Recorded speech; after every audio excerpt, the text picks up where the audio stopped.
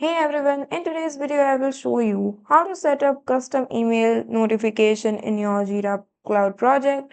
So let's get started.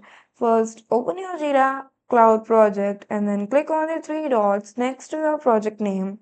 Then you have to click on project settings from the drop down.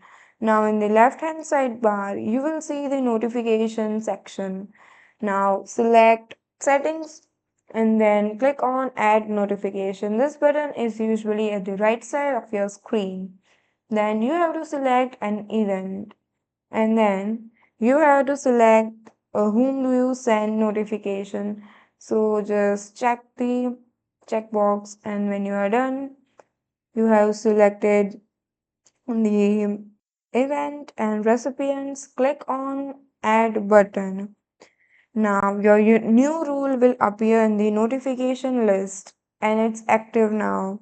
So that's it. Your Jira Cloud notifications are now tailored to your workflow. So that's all for today. Thank you for watching.